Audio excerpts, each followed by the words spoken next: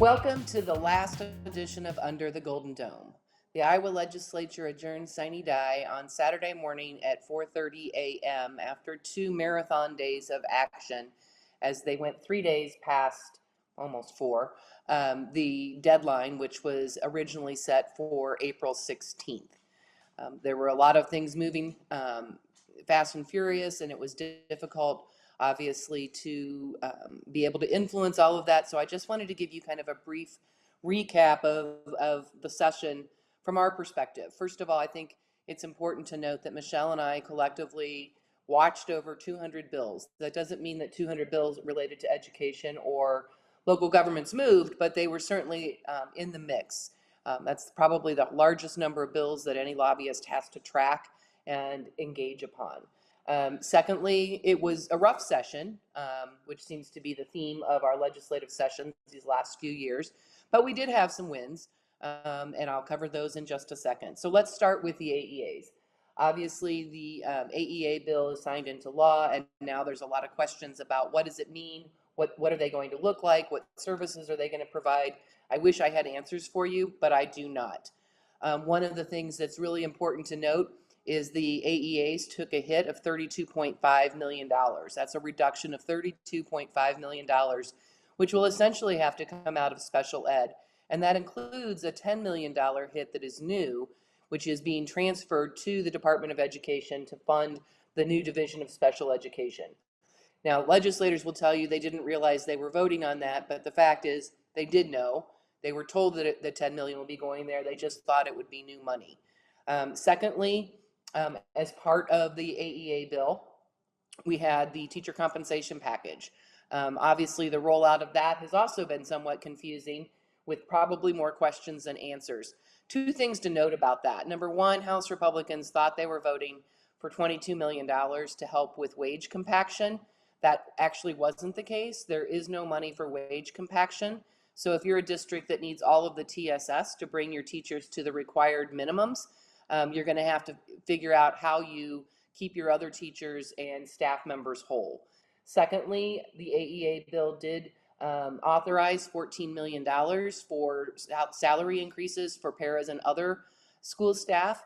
I should note, however, that in the standing appropriations bill, rather than making it a standing appropriation, they only appropriated that money for the upcoming budget year, which basically means it's one-time money unless we are successful in getting some money again next year.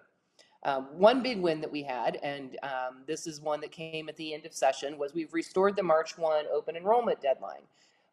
2 years ago, when they took that deadline off, we told legislators that this was going to cause disruption and chaos within the school system as kids could move in and out of a district at will. And indeed, legislators have heard over the last 2 years that that did cause these problems. So that March 1 deadline is going to be restored, which should hopefully get us back to some sanity when it comes to students moving around. Two very prescriptive things happened at the last minute. One is social studies curriculum. So there is a bill that's going to require the DE to do an overview and take a deeper dive into all of their content standards, and it specifically requires that they develop new social studies standards. The social studies standards have to include very specific concepts and must be taught in an age-appropriate manner from grades 1 through 12. This applies to both public and non-public and charter schools, and frankly is going to be a really difficult to shift our focus in terms of how we teach social studies. I'm still trying to figure out how exactly do you teach mass murder by communists in an age-appropriate manner to first graders, but I'm sure somebody will be able to fill us in on that. Second, a big topic during the legislative session was chronic absenteeism. The House did pass a bill, but at the very last minute of the second funnel, but the Senate did not take it up, felt it was too complicated and needed more study.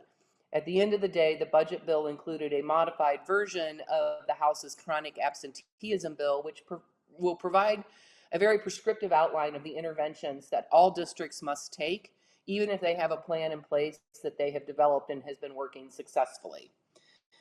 Finally, we had numerous battles with charter schools throughout the session.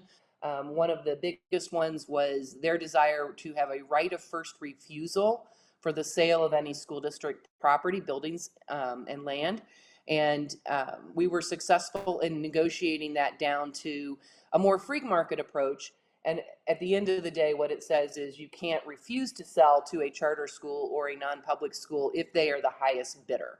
That at least does preserve the opportunity for the taxpayers in the community to take a look at a building and say, we have different ideas on how we want to use that. Also, as part of that proposal was an effort to have the TSS dollars follow the student if they enrolled in a charter school, or to follow the student under the general open enrollment into another public school district. We made numerous arguments about the fact that TSS is different than the other categoricals because it's rolled into the teacher contracts. So we were successful in keeping that from happening. Finally, I think our biggest disappointment of this session, I would start off and say our biggest disappointment of this session was we spent so much time the first 3 months talking about the AEAs that it sucked all of the energy and attention on student achievement out of the air. So we really spent no time talking about something like preschool and expanding that access for low-income kids, which we know has a beneficial impact on their literacy, and we were not successful in getting that bill out of House Education. We're going to come back and we're going to try it again. We'll be doing work over the interim to try to build stronger support for that, because we know that that investment does make a difference. So with that, I just want to thank everyone for all of the advocacy that they did throughout the course of the legislative session. You're quick to respond to our requests for help.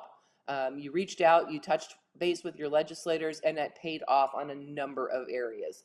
I encourage you to keep that advocacy going throughout the interim and building relationships. And also, this is an election year, so it's time to start to get to know those candidates and determine where they're going to stand on the issues important to public education. Watch for our full bill summary to come out once the governor has taken action on all of the bills. She has 30 days after the conclusion of the legislative session to decide whether to sign or veto those bills. So we will be getting that out in late May. And we will have an update for you on what took place in the last few days of the legislative session coming out to you Tuesday of this week.